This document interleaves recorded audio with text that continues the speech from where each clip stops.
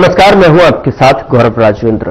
Bulletin की शुरुआत करते हैं। उत्तर प्रदेश के सीएम योगी आदित्यनाथ खेल को बढ़ावा देने और एथलीटों को सपोर्ट करने के लिए गोरखपुर में आयोजित कार्यक्रम में शामिल हुए। सीएम योगी ने कहा कि आज खेल की प्रतियोगिताओं में पिछले 11 वर्षों में भारी परिवर्तन हुआ है।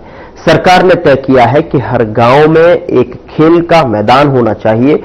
जब हमारे युवा खेलेंगे तभी देश खिलेगा और विकसित भारत को साकार करने का रास्ता यहीं से शुरू होगा।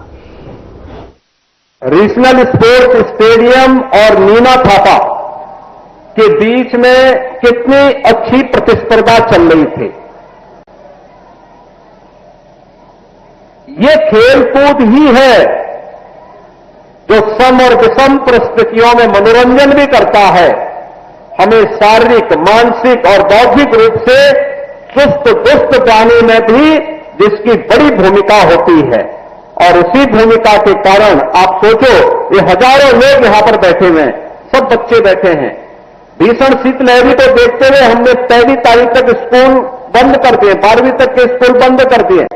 लेकिन मैं जब इन बच्चों का उत्साह देख रहा था यहां पे, तो ये उत्साह देखते हुए बन रहा था कि देखो खेलकूद ने सारी ठंड को दूर कर दिया है। आप बताओ, सामान्य रूप से अगर ठंडी होती और हम वेकेशन से कहते कि गोरखपुर में कहीं निकलना है, कार्यक्रम में जाके जाओ, घर से बाहर नहीं निकलते, संजय निषाद भी नहीं निकलते। और तो दोनों की जोड़ी आज मिल गई, कहीं खाने पे मिले होंगे तो वहीं से दोनों साथ साथ चले आए। लेकिन यहां आकर के उनकी ठंड भी आज की खेल प्रतियोगिता को देख करके गायब हो गई और मुझे बहुत अच्छा लगा। लेकिन अगली बार से ये प्रतियोगिता पहले नगरीय क्षेत्र में हम 2 स्तर पर करेंगे, स्कूल स्तर पर भी और वार्ड स्तर पर भी। स्कूली बच्चों के लिए, चाहे वह बेसिक के हों, माध्यमिक के हों या उच्च शिक्षा के या विश्वविद्यालय के, इनकी 3 चरणों में 3 प्रकार की प्रतियोगिताएं, बालक और बालिकाओं में अलग अलग खेल की प्रतियोगिताओं को तो हम संपन्न करेंगे ही, संपन्न करने के साथ वार्ड स्तर पर भी कामकाजी लोगों के लिए और जो अवकाश प्राप्त हो चुके हैं उनके लिए भी कुछ खेल की प्रतियोगिताओं को हम आयोजित करेंगे। पहले वार्ड स्तर पर, फिर महानगर के 4 से 6 अलग अलग छोटे छोटे उपनगर बना करके उस स्तर पर, और फिर महानगर स्तर पर इस पूरी प्रतियोगिता को हम आयोजित करेंगे। और उन सभी प्रतिभागी खिलाड़ियों को और पुरस्कार प्राप्त करने वाले खिलाड़ियों को फिर बड़े समारोह में उन्हें सम्मानित करने का काम भी किया जाएगा। ऐसे ही गोरखपुर में सांस्कृतिक कार्यक्रम के लिए भी हम लोगों ने कहा है कि जनवरी प्रथम सप्ताह में प्रतियोगिता होगी, जिसमें कला की अलग अलग विधाओं के बारे में, गायन है, वादन है, नृत्य है, नाट्य है, इन सब की प्रतियोगिताएं आयोजित होंगी। और 11 से 13 जनवरी को जब गोरखपुर महोत्सव के आयोजन होंगे, जो मुख्य महोत्सव के कार्यक्रम में जो प्रतिभागी सर्वोच्च अंक प्राप्त करेंगे गायन, वादन, नृत्य, नाट्य में, उन्हें वहां पर सम्मानित करने का काम भी गोरखपुर महोत्सव के इस आयोजन में करेंगे। बहनों और भाइयों, आज खेल और खेलकूद की प्रतियोगिता के बारे में पिछले 11 वर्ष के अंदर भारी परिवर्तन हुआ है। कबड्डी हो, हॉकी, बैडमिंटन, एथलेटिक्स, इन सब के लिए पूरी दुनिया आपकी तरफ आंखें लगा करके देखती है। ओलंपिक हो, एशियाड हो, कॉमनवेल्थ हो, वर्ल्ड चैंपियनशिप हो, इन सभी खेलकूद की प्रतियोगिताओं में इन प्रतिस्पर्धाओं की एक नई मांग और एक नई प्रतिस्पर्धा यहां पर खड़ी हो चुकी है। और इसी को ध्यान में रख करके सरकार ने तय किया कि हर गांव में एक खेल का मैदान होना चाहिए। देखिए, ये स्पोर्ट्स कॉलेज का कैंपस है, कितना भव्य स्टेडियम का निर्माण यहां पर भी हो रहा है। रीजनल स्पोर्ट्स स्टेडियम में भी पहली बार पक्का स्टेडियम बन रहा है। बहुत भव्य 63 करोड़ रुपए की लागत से स्टेडियम का निर्माण हम वहां पर करने जा रहे हैं। और गोरखपुर में बेली पार्क के पास वहां पर भी हम लोग एक इंटरनेशनल स्टेडियम का निर्माण करने जा रहे हैं, जहां इंटरनेशनल स्पोर्ट्स की प्रतिस्पर्धा को आगे बढ़ा करके गोरखपुर और पूर्वी उत्तर प्रदेश के नौजवानों को खेल और खेलकूद की प्रतियोगिता में आगे बढ़ने का एक अवसर प्राप्त हो सके। हर विकास खंड स्तर पर मिनी स्टेडियम और जनपद स्तर पर बड़ा स्टेडियम बने। मेरठ में हॉकी के जादूगर मेजर ध्यानचंद के नाम पर उत्तर प्रदेश का स्पोर्ट्स यूनिवर्सिटी का सत्र प्रारंभ हो गया है और वहां पर बड़ा वर्ल्ड क्लास इंफ्रास्ट्रक्चर के साथ स्पोर्ट्स यूनिवर्सिटी का निर्माण भी वहां पर चल रहा है। हर कमिश्नरी स्तर पर स्पोर्ट्स कॉलेज बने, यह भी तैयारी है। और अभी मैं एक दिन गोरखपुर महानगर के सभी संस्थाओं के साथ बैठने वाला हूं और मैं सबको बोलूंगा कि वे एक एक खेल को गोद ले, हर संस्था एक एक खेल को, कुछ सहयोग वो करे, कुछ सरकार करेगी। वहां पर अच्छे कोचेज रखे जाएंगे, बच्चों को खेल के लिए एक प्लेटफॉर्म प्राप्त होगा, आगे बढ़ेंगे। और जब हमारा युवा खेले। उधर असम में बटाद्रवा थाना पुनर्विकास परियोजना का उद्घाटन कार्यक्रम का आयोजन किया गया, जिसमें केंद्रीय गृह मंत्री अमित शाह ने शिरकत की। और इस मौके पर शाह ने कहा कि मैं आज भारत रत्न गोपीनाथ बोरदोलोई को भी याद करना चाहता हूं। अगर गोपीनाथ ना होते तो हमारे ये असम और पूरा उत्तर पूर्व भारत का हिस्सा ना होता। गोपीनाथ जो ही थे, उन्होंने असम में भारत में रखने के लिए जवाहरलाल नेहरू को मजबूर कर दिया।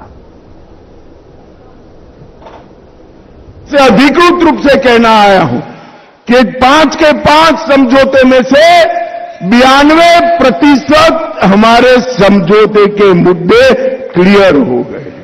और एक बार कमल फूल की सरकार बना दो, 92% को हम 100% 100% तक पहुंचा देंगे। भाइयों बहनों, मोदी जी का सरकार में ढेर सारे संस्कृति को बढ़ावे के भी काम हुए। 11,000 से अधिक कलाकारों का बिहू नृत्य आज न केवल भारत, पूरी दुनिया इसको देख रही है।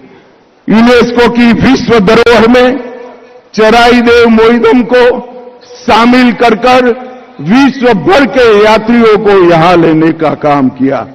और लचित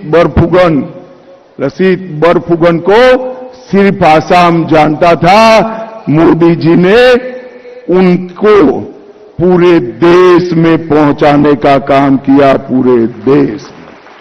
मैं ही गया था वो कार्यक्रम में, देश की 23 भाषाओं में लचित बरफुगन के जीवन चरित्र को गुजराती, मराठी, ओडिया, पंजाबी, तमिल, तेलुगु, मलयाली, हर भाषा में लचित बरफुगन के चरित्र को भाषांतरित करने का काम किया।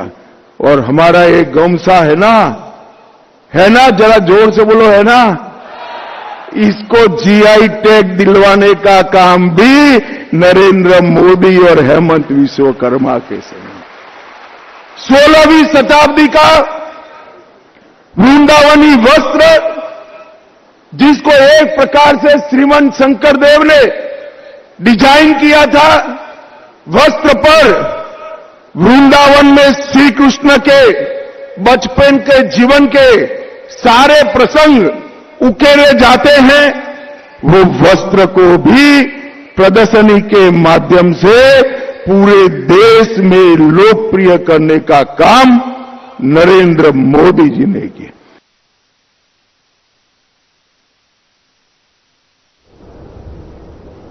उधर साधना समूह के विकसित भारत 2047 पर उत्तर प्रदेश की भूमिका पर विशेष चर्चा हुई। क्राउन प्लाजा नोएडा मयूर विहार में कार्यक्रम का आयोजन किया गया, जिसमें अशोक पाठक शामिल हुए। उनसे चैनल हेड ब्रजमोहन सिंह रघुवंशी ने चर्चा की। इस दौरान उन्होंने क्या कुछ कहा, आप भी सुनिए। आप सबके सामने मैं थोड़ा इंट्रोडक्शन कराऊंगा सुश्री अशोक पाठक जी का। चाहिए आप रखें। अशोक पाठक जी लखनऊ से ताल्लुक रखते हैं। कुबेर टाइम्स नामक एक अखबार में ये उस अखबार के वो प्रबंधक थे। और मैं आप बताते चलूं आपको सर, अगर आप मुझे करेक्ट करिएगा यहां पे, दैनिक जागरण की जो अखबार की जो आज जो सबसे बड़ा देश का अखबार है, मैं ये कहूंगा कि कुबेर टाइम्स के नाते वो अखबार स्थापित है, क्योंकि देश का सबसे अत्याधुनिक अखबार सेटअप आपने लखनऊ में लगाया था। मैंने पत्रकारिता की शुरुआत जब की थी तब ये हमारी सोच थी, क्योंकि उस समय सहारा जैसा बड़ा ब्रांड वहां पे था और सहारा जैसे बड़े ब्रांड के सामने आपने कुबेर टाइम्स को स्टैब्लिश किया, क्योंकि अत्याधुनिक मशीनें आपने लगवाई थी। और जब कुबेर ग्रुप के ऊपर कुछ बादल, संकटों के बादल मंडराए, क्योंकि कहीं ना कहीं सरकार उनके पीछे थी, तमाम मीडिया हाउसेस पीछे थी, तो जो कुबेर टाइम्स की जो अत्याधुनिक मशीनें थी उसके नाते दैनिक जागरण ने अपना जो स्थान बनाया और आज वो देश का सबसे नंबर 1 अखबार बना है। लेकिन उसमें भूमिका अगर अदा की है तो श्री अशोक पाठक जी ने। सर, मैं क्योंकि मीडिया समूह का कार्यक्रम होता है, आपने भी मीडिया में रह करके, और मैं एक बात और बताते चलूं, क्योंकि व्यावसायिक होकर के सरकारों के विरुद्ध लड़ना बड़ा मुश्किल है। मुझे याद है 2009 में मायावती जी की सरकार थी और उन्होंने आपसे बस इतना बोला था कि आप उनसे आके माफी मांगे, जैसा उन्होंने पोता लगते समय राजा भैया और पूरे जो जितने विधायक थे उनसे कहा था अगर वो माफी मांगेंगे तो उनको वो लोग पोता नहीं लगाएंगे। आपके ऊपर भी ऐसे ही कहा गया था कि आप उस समय की तत्कालीन सरकार जो विपक्ष मुझसे पहले थी कि उनका साथ छोड़ के आप आइए, लेकिन आपने उनका साथ नहीं छोड़ा और आपको मायावती जिस प्रकार से आपको परेशान किया, ये सब मुश्किलों का दौर था। लेकिन आज हम बात कर रहे हैं क्योंकि नीली हरी सरकारों की बजाय आज एक ऐसी सरकार है जो 2014 से है, एक पत्रकार के रूप में भी, एक व्यवसायी के रूप में भी। क्या सोचते हैं सर आप, विस्तृत रूप से हमारे दर्शकों को बताइए। बहुत बहुत धन्यवाद ब्रजमोहन जी का। और मैं पहले अखबार से पत्रकारिता 10-12 साल में काफी बदल गई है। एक जमाना था कि एक संवाददाता जो है वो मुख्यमंत्री से बात कर लेता था, वो अपनी बात रख लेता था। एक छोटी सी घटना है, राजनाथ सिंह जी मुख्यमंत्री थे और मेरा अखबार चल रहा था, तो मैंने उनसे समय मांगा। उस समय हेमंत सिंह उनके पीआरओ हुआ करते थे, तो मैंने कहा आज समय नहीं है, कल का हम दे सकते हैं। तो हमें कुछ जरूरी काम था अखबार से ही संबंधित, बिजली विभाग का कुछ बकाया वकाया था, क्योंकि उस समय अखबार चलाना बहुत टेढ़ी खीर थी। 12 लाख रुपए महीने का घाटा होता था, इतना विज्ञापन मिलता नहीं था। तो हमने हेमंत जी से कहा बहुत जरूरी है वरना रात में बिजली कट जाएगी और प्रॉब्लम हो जाएगी। तो उन्होंने कहा कि नहीं आज व्यस्त हैं मुख्यमंत्री जी, कल मिलेंगे। तो फिर हमारे संपादक थे नरेंद्र भदौरिया जी, बहुत सीनियर पत्रकार है, घनश्याम पंकज जी थे, तो मैंने उन्हें बुलाया और हमने कहा कि एक आप स्टोरी बनाइए। उस समय उत्तराखंड बन रहा था और आरके सिंह राजनाथ जी के प्रमुख सचिव थे, और जिस समय मुजफ्फरनगर कांड हुआ था आरके सिंह वहां के डीएम थे और उन्होंने वहां गोलियां चलवाई थी। तो मैंने अगले दिन फ्रंट पेज पे एक हेडिंग लगी कि उत्तराखंड के शहीदों के खून से जो है वो मुख्यमंत्री का दामन अछूता नहीं है। और इस खबर का इतना वहां ये हुआ कि तुरंत मुख्यमंत्री के यहां से फोन आया और सारी चीजें हुई। इसी तरीके से एक छोटी घटना दैनिक जागरण का, वैसे तो गुप्ता फैमिली चला रही थी लेकिन विनोद शुक्ला जी थे उसे बढ़ाने वाले, वो आज से आए थे और दैनिक जागरण जो इतना बड़ा आप स्वरूप देख रहे हैं वो उन्हीं की सोच है। तो मुलायम सिंह जी मुख्यमंत्री थे और उन्होंने समय दिया और हम लोग गए हुए थे। थोड़ी देर नेताजी किसी मीटिंग में फंस गए, तो विनोद शुक्ला जी ने पेपर वेट उठाया और मेज पे मारा और कहा कि बता देना शुक्ला जी आए थे। तो इस तरीके का औरा था पत्रकारों का। लेकिन आज मैं देखता हूं मालिक लोग जो है वो हाथ जोड़े घूमते हैं छोटे छोटे मंत्रियों के आगे। और तो उस समय हम लोगों ने पत्रकारिता को देखा और अच्छे अच्छे लोगों के साथ काम किया। और जहां तक ब्रजमोहन जी कह रहे हैं विकास की बात, तो इस सरकार ने काफी विकास किया है। और अभी मैं परसों राम जन्मभूमि गया था, तो नृत्य गोपाल दास जी के जो उत्तराधिकारी हैं स्वामी जी, वो अपनी गाड़ी से लेके गए। तो पहले मुझे नहीं लगता था कि कुछ काम हुआ है, या मैं थोड़ा सा योगी जी के भी विरोध में रहता था और मोदी जी के भी। लेकिन वहां जाके मुझे अनुभूति हुई कि काफी काम जो सदियों से नहीं हुआ था वो इस सरकार ने किया। सर एक बात मैं और, क्योंकि अभी नाहर सिंह सर ने बहुत तमाम मुद्दों पर बातचीत रखी और जैसे कि हमारे सभी जो इमिनेंट गेस्ट हैं, शैलेश तिवारी जी भी धर्माचार्य हैं, वो भी सुन रहे हैं, हमारे साथ कुणाल गुप्ता जी हैं, फैशन फील्ड से बिलोंग करते हैं, रवि तिवारी जी हैं, खासतौर से अवस्थी जी हैं।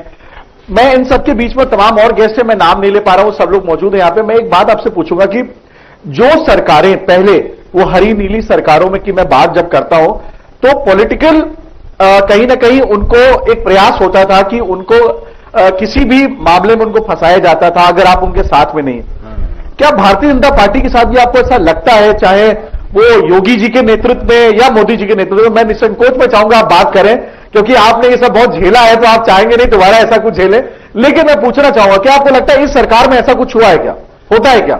नहीं, एक आध दो मामले छोड़ के मुझे ये लगता है कि ये लोग तभी आदमी पे हाथ डालते हैं जब वो कहीं गलत होता है। मैं इस बात को इसलिए कहना चाहता हूं क्योंकि अशोक पाठक जी ने, क्योंकि इनको भी जीवन के बारे में और अपनी फील्ड में बहुत इनको एक्सपीरियंस है। मैं ये बात सिर्फ बताना चाहता हूं कि जब 2013 के चुनाव थे, 14 के चुनाव थे, 2013 में मैं अमर सिंह जी से बातचीत कर रहा था और मैंने अमर सिंह जी से कहा कि सर जो है भारतीय जनता पार्टी अगर आती है तो इस देश में और कांग्रेस पार्टी में क्या फर्क नजर आता है आपको?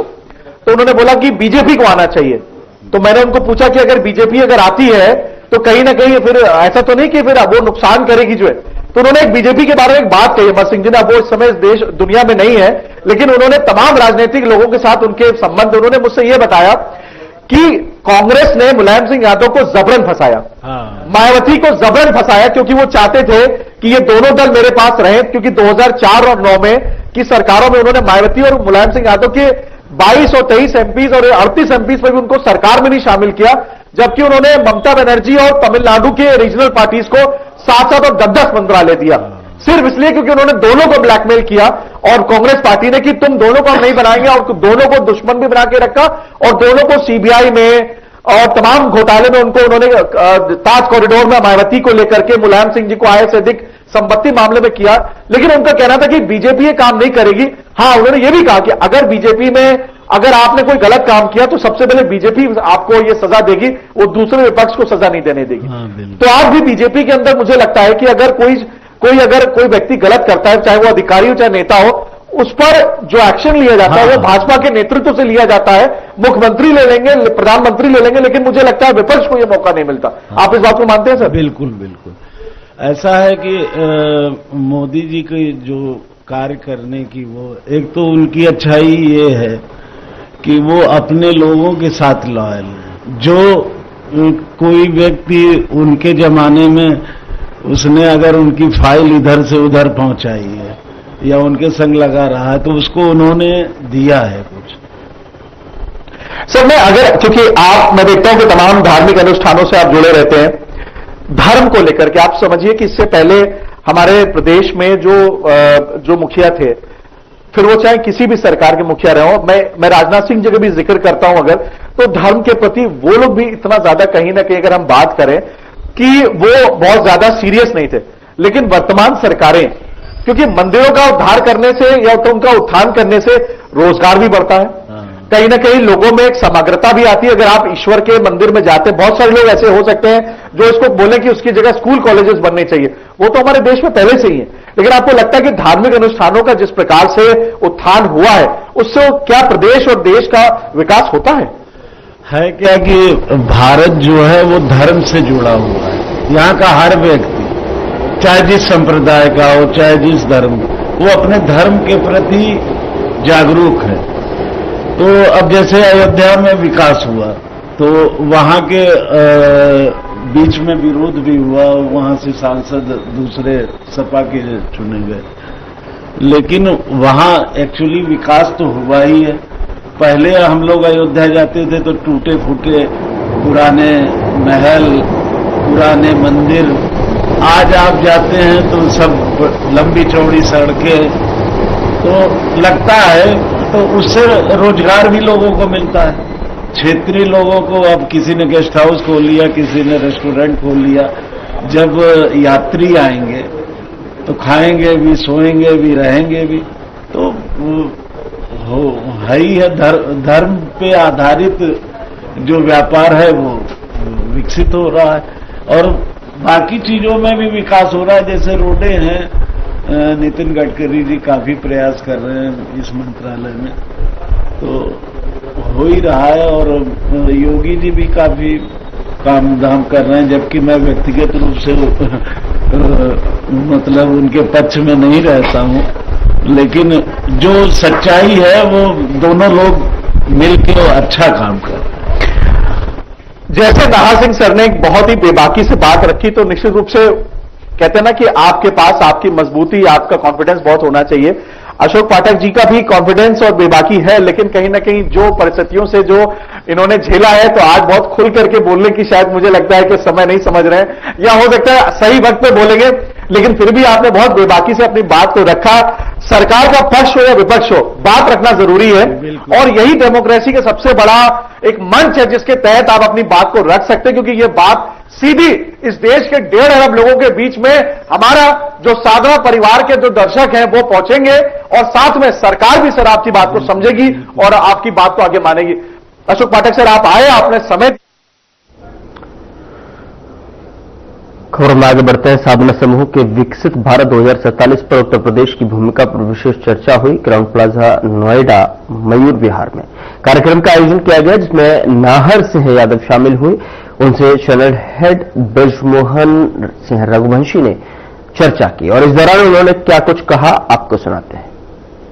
जी हां, आज हमारे इस खास आयोजन में, जी हां, विकसित भारत 2047 की हम बातचीत कर रहे हैं, और हमारे साथ आज इस कार्यक्रम के पहले गेस्ट वो हैं जिन्होंने लगभग 50 वर्ष अपना कानूनी प्लेटफॉर्म पे अपने आप को स्थापित किया है अपने काम से। जी हां, मैं स्वागत करना चाहता हूं सबसे पहले अपने इस मंच पे श्री नाहर सिंह यादव जी का। सर, आपका बहुत बहुत स्वागत है हमारे कार्यक्रम में। और हम जब हालांकि लाइव है सर, इस समय देश के करोड़ों दर्शक आपको देख रहे हैं साधना के सभी नेटवर्क पे।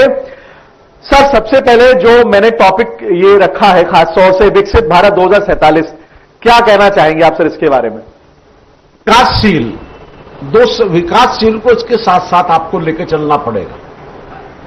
आज भारत की स्थिति विकासशील देशों में है, और विकासशील देशों की स्थिति क्या है कि आप ये देखिए कि आज की तारीख में हिंदुस्तान का 80 करोड़ आदमी 5 किलो नाद पे चल रहा है।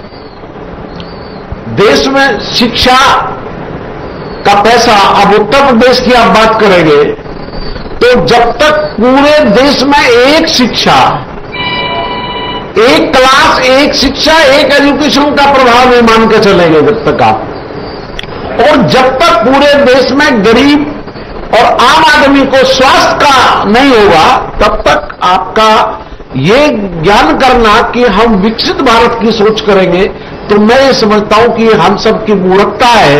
हम तो विकासशील होते हुए, विकास के पथ पर आगे बढ़ते हुए, और प्राइमरी शिक्षा, ग्रेजुएशन शिक्षा और स्वास्थ्य, जब तक हम इस पर निर्भर नहीं हो जाएंगे, ये देश इस पर निर्भर नहीं हो जाएगा, तब तक हम स्वस्थ भारत की या विकसित भारत की कल्पना करनी चाहिए।